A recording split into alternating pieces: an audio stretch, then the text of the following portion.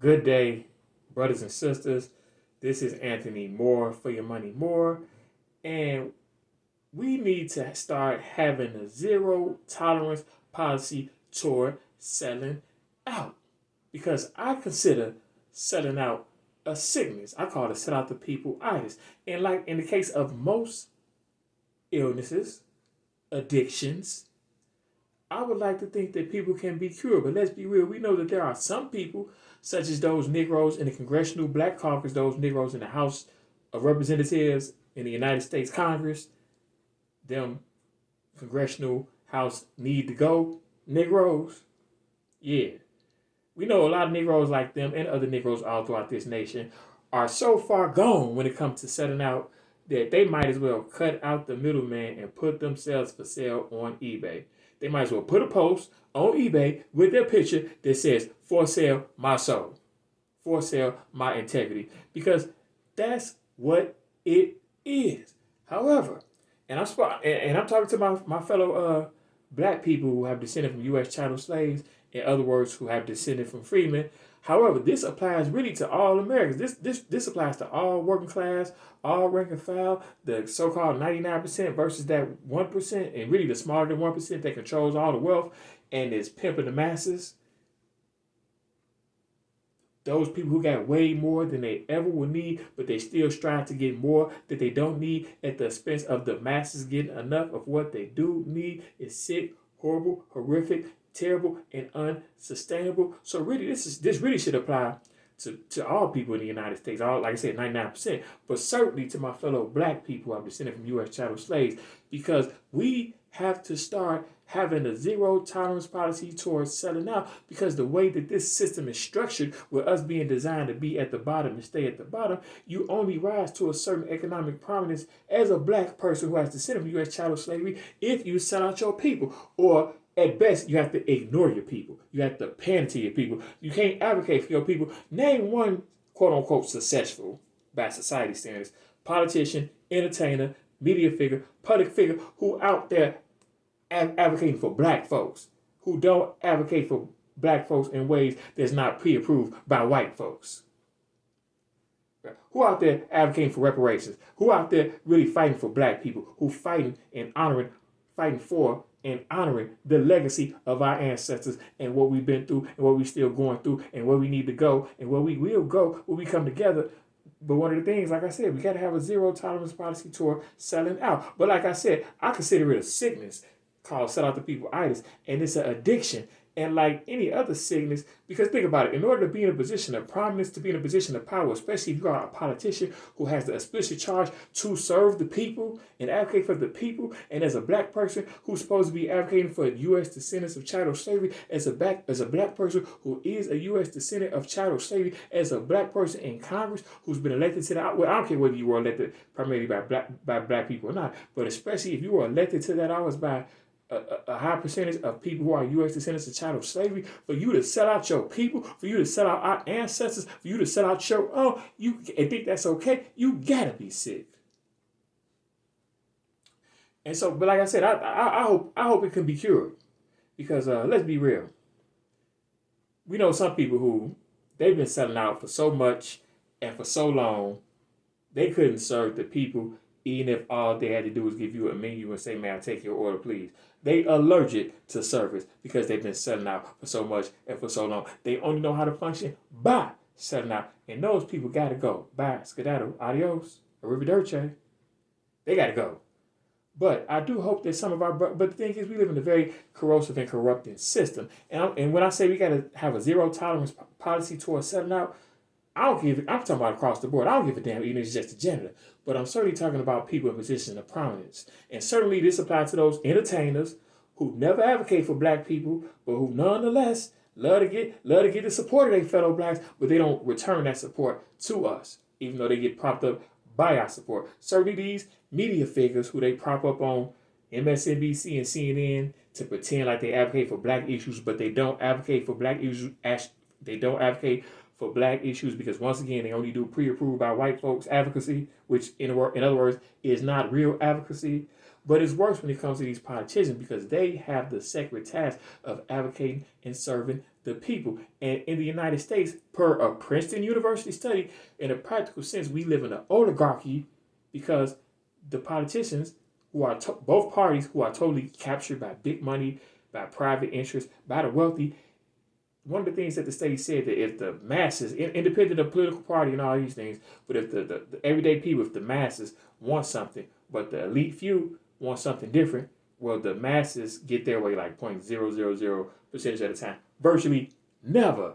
And so in a system that's supposed to be a democracy, if the politicians don't advocate for everyday people and instead sell out the people to the very interests who they supposed to be fighting against, if necessary, on behalf of the people, you don't have a functioning democracy, which is why right here, right now, in the United States of America, we don't have a functional democracy. And like I said, this goes for people in general, regardless of race. If you want to have a functional democracy that works, we gotta have a zero tolerance policy toward these politicians selling out, because they set out as general practice. Majority of them are sellouts, and that's a problem. Because let's be real, but one thing these sellout politicians, and I'm talking about the black ones, one of the things these sellout black politicians have in common with these other sellouts, like these sellout entertainers, these sellout so-called leaders of so-called civil rights organizations, like really, what organizations, quote unquote civil rights organization, is really putting it down and advocating for our people, for real. Once again, without advocacy that's pre-approved by white folks, that's pre-approved by the white supremacist power structure. In other words, not real advocacy. But one of the things, one thing that these sellouts have in common is that, they talk big and bad when they talking to their own. Like when they talking to us, they fellow brothers and sisters, whether they talking down to us because they got that house Negro mentality of, Master put me in charge, so y'all Negroes got to do what I say. Y'all got to go along with what I say, because Master, he ain't going to allow me. I'm in the big house, and Master going to kick me in the big house, and he going to have me sleeping on rotten wood and floors if I don't do, if y'all Negroes don't get it together. Master put me in charge, so y'all Negroes, you listen to what I say. You can't piss off Master now. That's the mentality that these Negroes have. Negroes ain't free, someone got $1 billion, still ain't free. What's the point of having $1 billion if you scared to say what you want to say and do what you want to do? As far as advocacy, as far as righteousness, as far as fighting, as far as advocating for the very legacy, the very people, the very ancestors that allowed you to be even legally recognized as human, let alone be a black billionaire. But okay.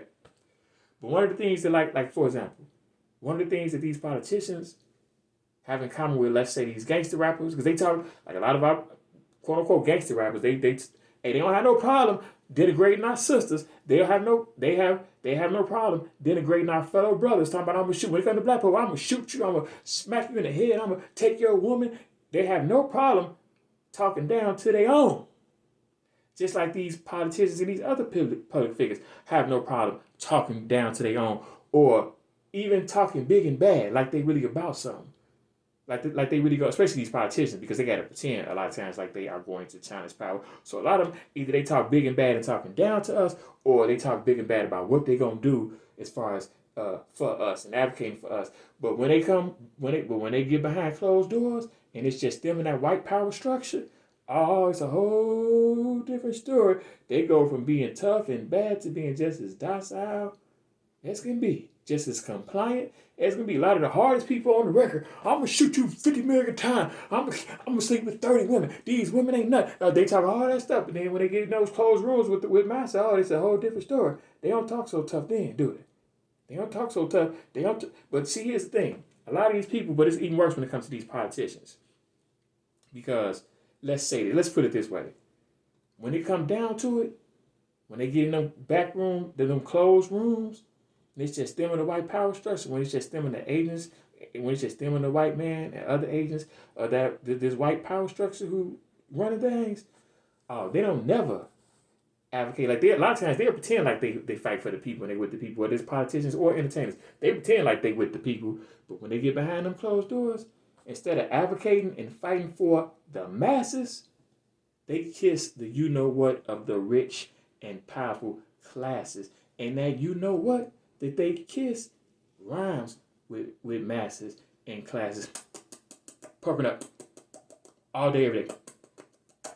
All day, every day, yeah. I mean, man, by the time they get through, they probably need a A million things a chapstick, boy. I'm telling you, man. Boy, I mean, come on now. We talking real stuff here. I mean, they better, man. See, check this out, man. These Negroes, man. Hey, they better hope with these. I mean, if nothing else, hopefully that exploited cheap labor that often makes products like chapstick. Hopefully, if nothing else, that exploited labor helps these Negroes' lips from falling off. Because man, if these Negroes and given the times that we in now with inflation and more challenging times where it's more of a need for the people to fight in order to be treated fairly and in order for us to not disintegrate and fall apart as society, it's gonna be a lot of people that do a whole lot more buck kissing. So man, hey, if they don't have their fair share of chapstick, boy, their lips gonna man they gonna be having to wear bandages on their face. I mean, for real. I mean, a lot of Negroes gonna be wearing masks, and it ain't gonna be because of COVID. They gonna they gonna pretend like it's like that though. So if you see people like in on interviews, like when they in a room by themselves, because it's on Instagram or YouTube or whatever, and they in a room by themselves, and they got a COVID mask, you're like, damn, why you got a mask on? And ain't nobody in the room with them. Hey, them lips done got them lips on their way to fall off and kissing all that butt. So for them Negroes' sake, let's hope that because with all these supply chain disruptions, hey, we might be short on chapsticks. So hopefully for these kissing butt Negroes, we get that chapstick keep coming.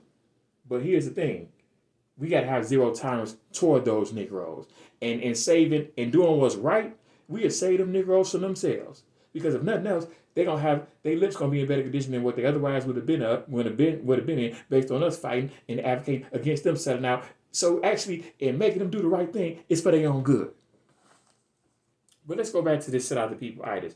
Because like I said, it's a sickness, and I hope it could be cured because a lot of people get caught up. Like a lot of people have good intentions, and they get caught up, especially in politics, because we live in a very corrosive system. We live in a very corrupting system. I mean, you have people that have good intentions, but then the leaders of their party, the leaders of the political houses that they are in, they come to them like this: hey, if you don't go along with our program, we're not going to allow you to get the basics that you need to serve your constituency, which means you're not going to get elected again because on the very basic things that you should have rightfully, we're going to deny them to you if you don't go along with us. That's why you got to have the power of in order to be an effective politician, you got to have that grassroots power. You got to have the power of the people on your side to fight against these entrenched interests. But like I said, I hope that there's a rehabilitation process. Like maybe we should come with a 12-step program, and it could be called maybe something like SOPA, which is spelled SOTPAA, and stands for Set Out the People Alcoholics Anonymous. Because because like I said, why throw the baby out with the bathwater? I hope that some of our brothers and sisters that went down that road, they can get cured and then they can actually serve the people. But they got to put the fact that they was a sellout on a resume because that was their real job, regardless of what title they had. When these people sell out for a living, that's their job. That has to be their job title. So they got to put on a resume. For example, 2018, 2022 job title, professional sellout, job description, bending over, greasing palms, perking up, kissing butts with the best of them. References, mayor of Chicago. And then they can get back in the mix. But they got to put it on a resume because we got to know that that was in their history so that when we take them back, hey, we already know, hey, this person has had these issues, so we got to watch this person. And we can help themselves because I was actually on the board of an organization that help people rehabilitate from being on crack and heroin.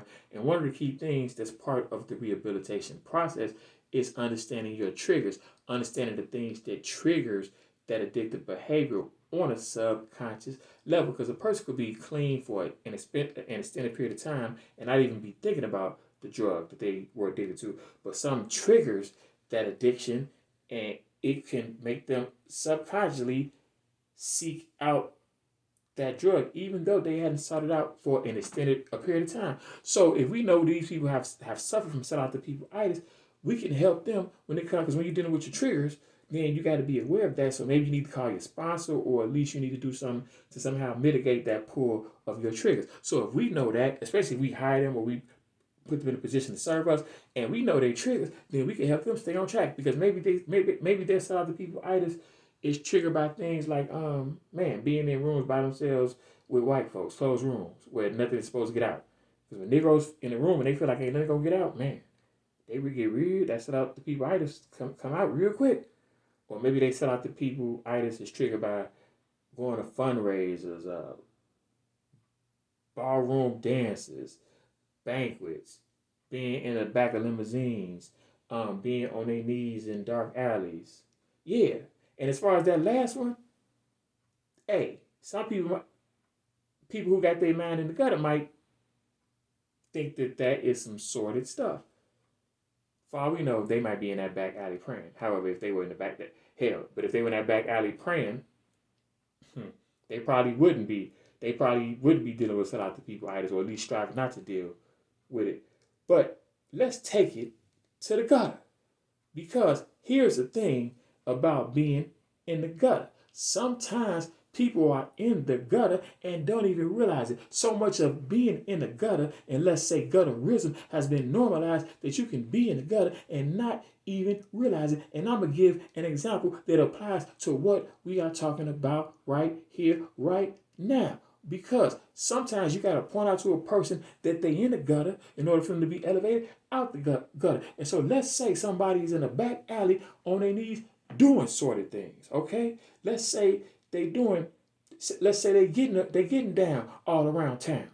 Okay, let's say they're doing something strange for a piece of change. Guess what? If a person is on their knees in a back alley doing assorted things, these people are still functioning with more integrity and more honor than these politicians who sell us out, especially when it comes to black folks who have descended from U.S. chattel slavery. Because hell, like I said, now I wouldn't recommend to know, I'm not passing judgment, but I wouldn't recommend anybody be on the back alley on their knees doing sort of things. I think it's a better place to do that kind of stuff. But however, if they doing that, at least they doing an honest day's work for an honest day's pay, let's assume. Whereas these politicians, they sell out the very people they are elected to serve. And for black folks who have descended from U.S. chattel slavery, that's a whole nother level of betrayal, because they just not betraying us, which in itself is terrible, but they betraying the legacy of our ancestors and predecessors who died and went through all kind of horrible, terrible, unimaginable hardships just for them to be in those positions,